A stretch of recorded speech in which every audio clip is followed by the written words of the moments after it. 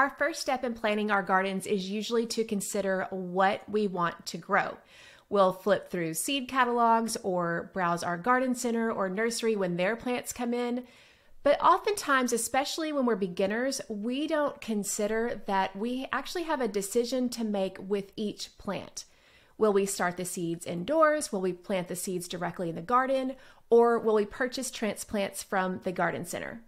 Many times, beginners will buy their own seeds without knowing what to do with them when they start to buy those seeds. They don't know whether to start indoors or to plant in the soil, or then the big question, when, starts to dampen the dreams of a garden with a big sense of overwhelm. In both today's episode and in part 2 next week, my goal is to help you get over these hurdles and tell you which seeds that you, if you're a beginner, do not want to start ahead of time indoors.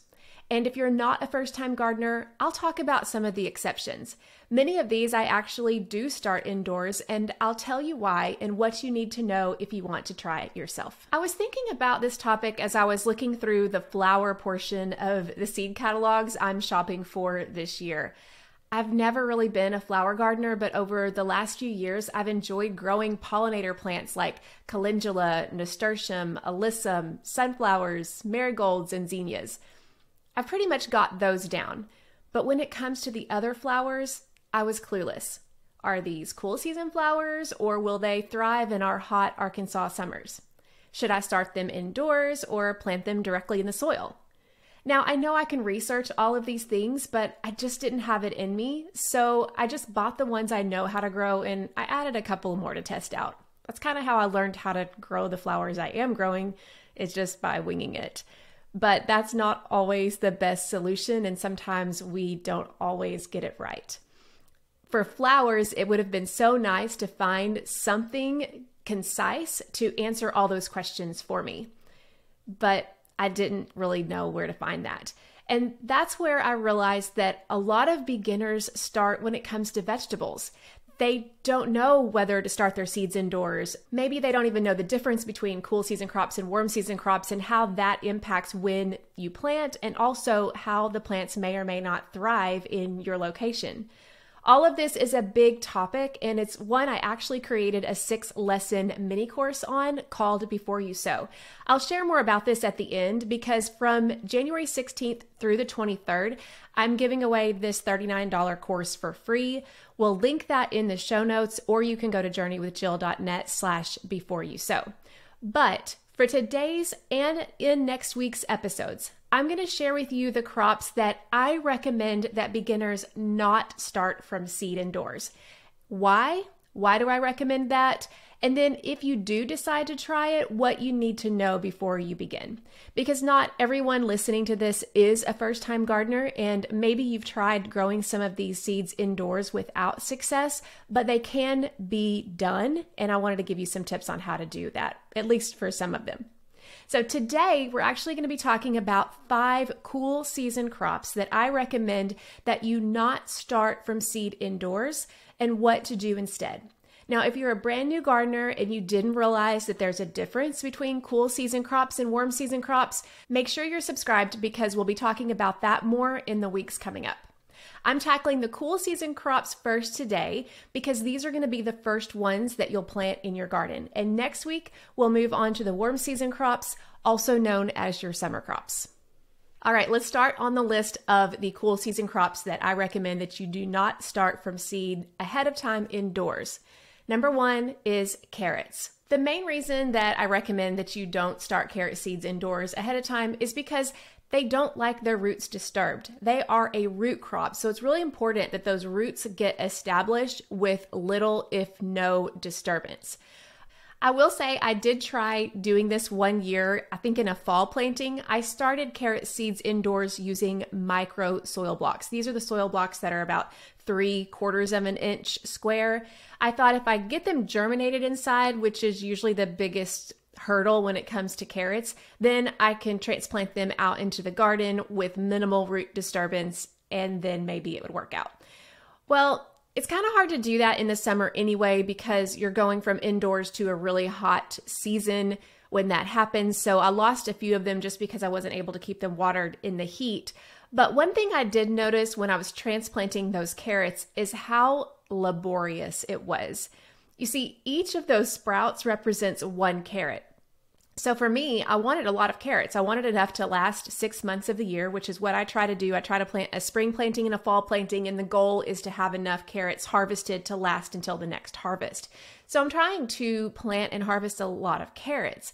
But when you're planting these tiny little soil blocks, or however you decide to do it, it becomes a chore. You're planting a whole lot of little bitty seedlings in your garden. And to me, it just wasn't worth it because you get one carrot per transplant. As opposed to something like tomatoes, you're planting one seedling of tomatoes and you're going to get pounds and pounds of tomatoes. So for me, transplanting carrots that I started indoors, number one, they would take a lot of care just to be able to make them survive the transplant. And number two, just a whole lot of work. To me, I did it one time and it just was not worth it anymore for me. Instead, I used my energy to learn how to direct sow those carrots in the garden in a way that made sure that they would sprout and they would grow and they would flourish. So carrots are ones that I don't recommend that you start from seed indoors. Now, if you did, I still think the soil block idea is probably the best idea, or some similar tray, like maybe an Epic Cell tray or something that has some kind of air pruning where the roots wouldn't get root bound in the cell. I think that would be your best choice because the goal would be not to disturb the roots when they're transplanted. I also would say that planting them out as soon as you can after germination would be your best choice, just because you want to get them in their place before that root system develops too much. So that's why I planted mine out when they had their first maybe true leaf, and then I tried to get them out as soon as possible. Again, I don't even do that anymore, and I don't really see a purpose for it, but if you did do it, those are the tips that I would give you. Number two, let's stay with the root crop idea. I don't recommend beginners plant beets from seeds indoors. Now, this one is a little bit more flexible, just because I know a lot of people do this, and you'll see a lot of tutorials on planting seeds indoors and transplanting out in the garden. I've done it a couple of times. The first time I did it was, again, in the fall. We had way too hot of weather and I was not able to keep them irrigated and they all died. So I was like, forget this. I'm not going to do this anymore when I can just directly sow them in the soil. But then last year I decided to do it again because I've seen so many gardeners that do this successfully. And I did it in the fall again, but I was able to put them in an area where they continually got good irrigation. I was using my Garden in Minutes garden grid on this particular raised bed, which I found does way better coverage of any of my raised beds than my drip lines or drip tapes or anything else that I've used. They actually did really well. I actually had really good success with sowing these beet seeds indoors this time. The difference was, instead of using the micro soil blocks, which is what I used that one year, and I planted them out really early when they hadn't even had true leaves yet, I used the Epic Cell trays and let them grow a little bit larger. They actually had a few true leaves out, and then I planted them out and they actually took the transplant really well. And then we had a blister beetle infestation immediately, which ate all the leaves. They actually ended up coming back, but anyway, that would have been a success if we hadn't have had the blister beetles. So because of that, I actually will probably start some of these seeds indoors, just be able to get them a head start. But the reason why I recommend beginners to direct sow these and not worry about planting them inside is because, number one, they are easy to direct sow, especially in the spring, because a lot of times you're getting plenty of rainfall in the spring and they are going to germinate faster, and really it's just easy. Another reason is because it's a lot of labor to transplant, just like with carrots, but maybe a little bit different because you probably aren't going to be trying to grow as many beets as you grow carrots. It's a lot of labor to transplant every single one. You've got one plant per one beet. And so that's something that might make you decide, okay, it's actually less labor and less work to direct sow beets. Now, if you did start beet seeds indoors like I'm going to be doing, and this is something I'm calculating in my mind when I decide how many I'm going to start indoors and how many I'm going to transplant, is make sure you have enough grow light space. This is something that's going to come up time and time again, because if it's just as easy to direct sow these seeds in the garden, then you've got whatever size of grow light that you have, you've got a limited amount of space. Are beets what you want to spend that space on? Or do you need that space on other crops that you need to sow indoors, like broccoli or cabbage, lettuce in some instances? Do you have enough grow room space for all of it? If you don't, then beets would be one I would recommend to save to direct sow in the garden, just because they are so easy to do that.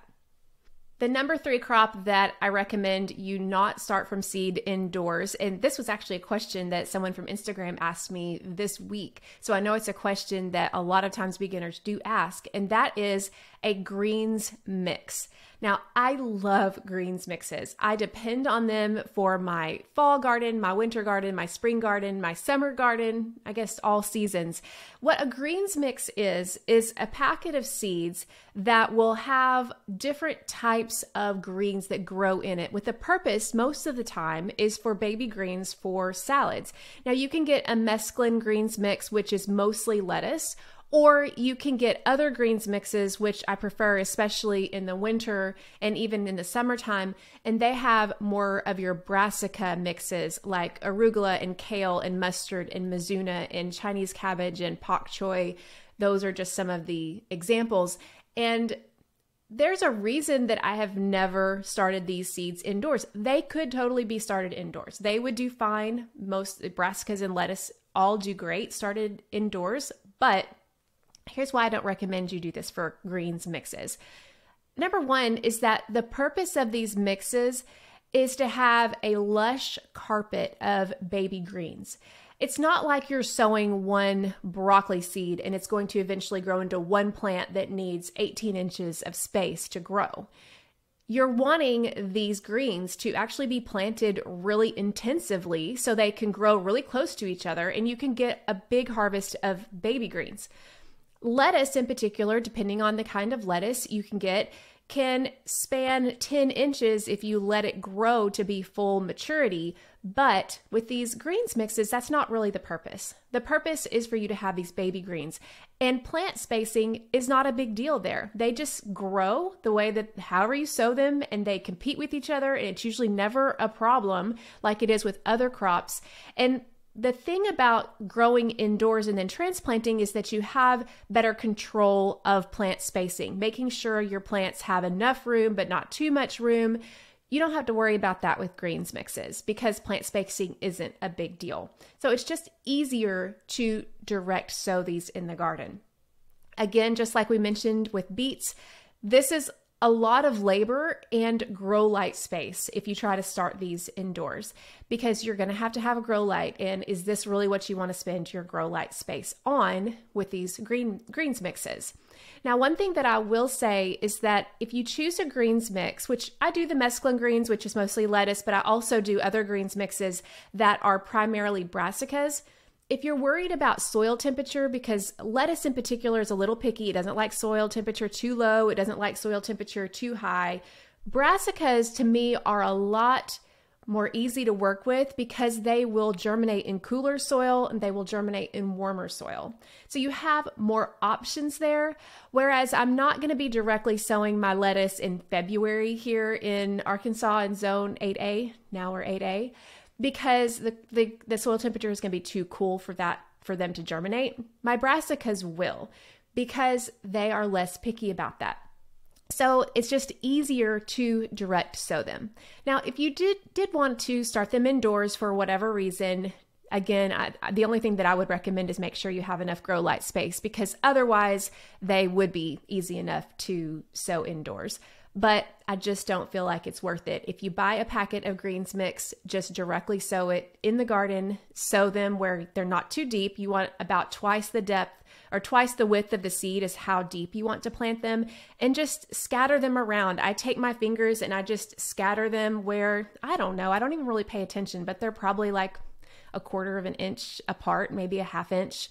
It really, I mean, I'm just guessing. It really doesn't have to be something you worry too much about. They're not going to be planted as densely as microgreens like we talked about with Jonah a couple of weeks ago, but we definitely are wanting to not worry too much about like precise plant spacing. Makes it super easy just to direct sow. The fourth plant that I would not recommend that you start from seed indoors is another one that people can get away with it. But remember, I'm talking to you specifically if you are a first time or beginning gardener, and that is spinach.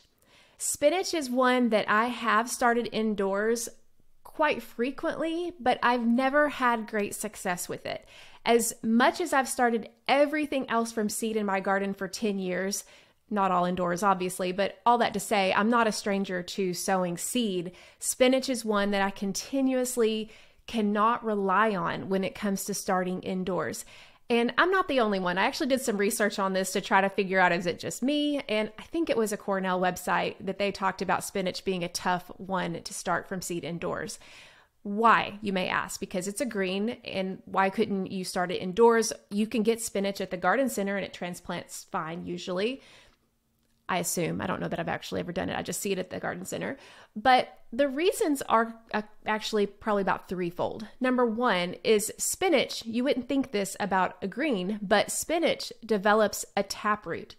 What that means is it develops a root that goes pretty deep, whereas your lettuces and your brassicas, their roots are pretty shallow. That makes transplanting them easy. But spinach develops a taproot, so it's growing one root down. Spinach then is also very sensitive to disturbance altogether. Bolting spinach is pretty par for the course for any gardener. I've had bolting spinach every season pretty much. And used to, I would always think it's because of the heat, which that would be the number one trigger, especially in the spring when it gets to be in the mid 70s consistently, my spinach starts to bolt. Now, if you are a brand new gardener, bolting is a natural reaction to a plant that has been put in distress for some reason. And the point of it is to develop flowers and seed, drop seed for the next generation. It's basically saying, I can't survive in these conditions. I've got to reproduce before I die. That's pretty much what bolting is. And a lot of seeds, or a lot of plants, like leafy plants, not all flowering is bolting. Like that's part of their normal life cycle. Lettuce, when you leave it long enough in the garden, it'll start developing flowers. And that's the whole point of its reproduction, is to produce seed. But ideally, the plant will be mature before that happens. So think about bolting as this is happening before it should, before the life cycle of the plant actually goes as long as it needs to under ideal conditions. Spinach in particular, though, I've noticed is not only sensitive to heat, which to me that's the number one, but it's also sensitive to any other stressors. It's sensitive if you have too little water, but it's also sensitive if the roots get disturbed. This is what I've noticed when I've tried to start spinach seeds indoors. No matter how much I baby them, when they get transplanted, if it's not in the perfect conditions, they will sense that something's wrong and they'll start to bolt. That's why I have realized that starting spinach seeds indoors has not been all that successful for me. It's not because the seed won't germinate inside, and it's not because it won't grow.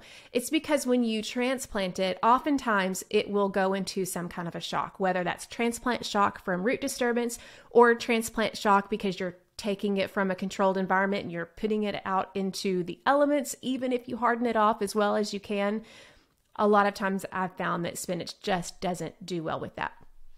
Another thing is that spinach, when you need to plant it as a cool season crop, it will germinate in cooler temperatures than most crops will. So there's no reason not to direct sow it in the early part of the spring. When this soil temperature is too cool for even lettuce, spinach can be direct sown and it will germinate. I found that for me, I plant my spinach in the fall, usually in late September, early October. And then for me, it overwinters and then it grows again in the spring. That's how it works for me in my zone 8A. But if you plant it in the spring, spinach is going to be one of the first ones that you plant just because it's a cool season crop. It doesn't like the heat. So the seeds will germinate in the cooler temperatures of the soil in the early spring. If you do decide to sow spinach indoors ahead of time, here are some tips that I would offer you. And again, I don't do this much because I've had too many bad experiences that I haven't tried to perfect it yet. But I would recommend that you choose a deeper cell tray or a larger soil block because you want to accommodate that taproot, because you don't want the taproot to hit the bottom of whatever cell tray before you get ready to transplant it. And then also plant it out early so that you can minimize any root disturbance. Make sure that you're planting it out at the right time. Spinach likes cool weather. It thrives in the 40s, the 50s, the 60s, but when it starts getting into the 70s, that's when I've noticed that it doesn't do well. A mistake that most beginners make when it comes to spinach is planting it when the weather is too warm. Spinach likes it cold, so make sure to plant it early enough. And finally, the number 5 crop that I don't recommend that beginners start from seed indoors is peas. Now, this may come as a surprise to you because you will see gardeners, especially online, they start their pea seeds indoors. Peas can be started indoors, but here's why I recommend, especially for beginners, that you reconsider whether or not you start peas from seed indoors. Why would we not want to start pea seeds indoors? Number 1, peas are a cool season crop. And as a cool season crop, like we've talked about this whole episode here, it will germinate in cooler soil than most other seeds will germinate. What I have found is that I can plant my pea seeds about a month before my average last frost date. And yes, they'll take a little bit longer because the soil is still pretty cool, but usually within a couple of weeks, they will germinate. So peas, especially in the spring, don't have any problems germinating in cool soil.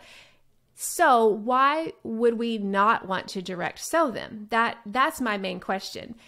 Because if you started them from seed indoors, often you're still looking at grow light space because you're going to need a lot of plants to be able to grow the amount of peas that you want.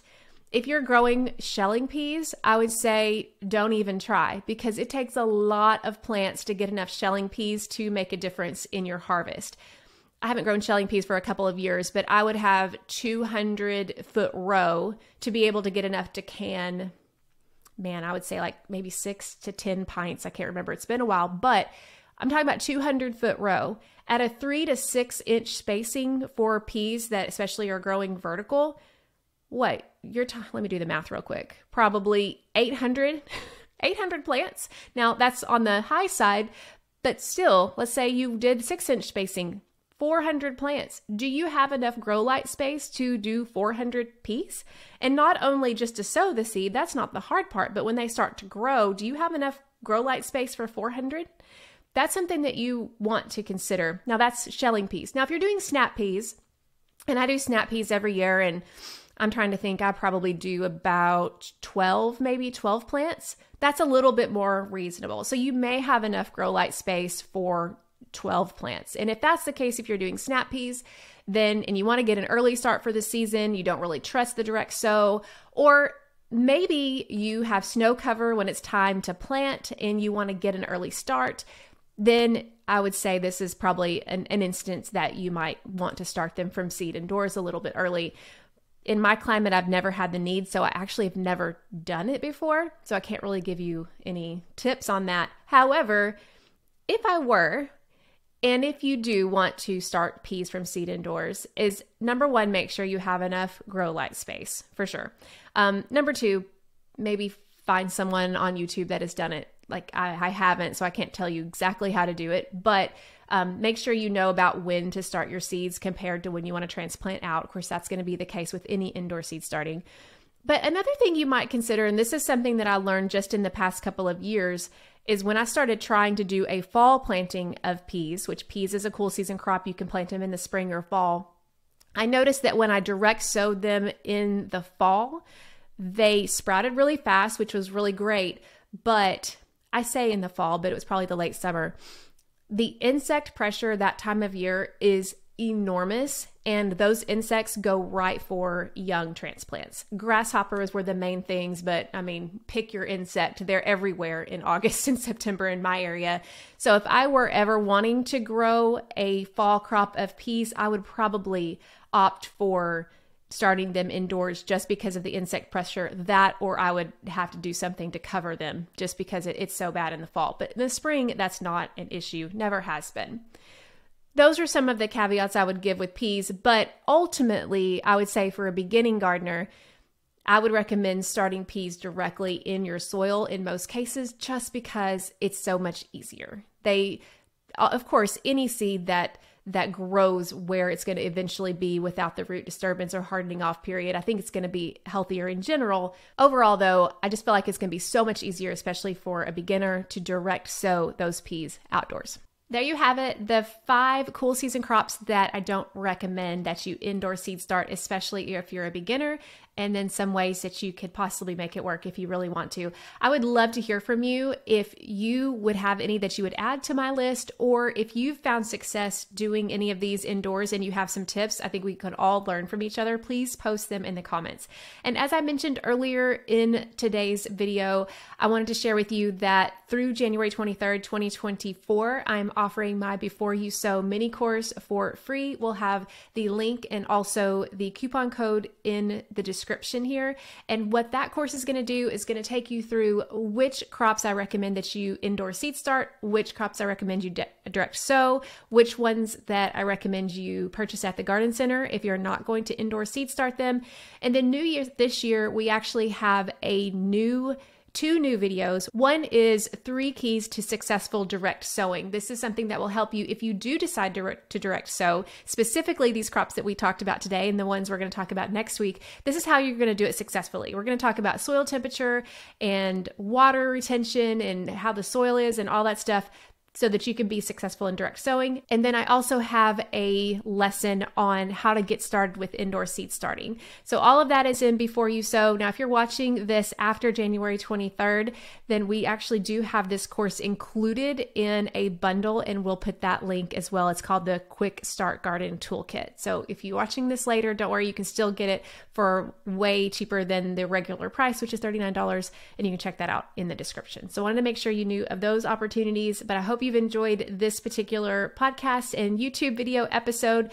And don't forget, next week, we're going to be talking about the warm season crops that I recommend that you don't start from seed indoors. And this list is interesting because some of these I actually regularly start from seed indoors, but I've learned the hard way how to make it successful. So I'm going to talk about that as well. And I hope you'll join me next week. So make sure you're subscribed, and thank you so much for joining me, and I'll chat with you next week.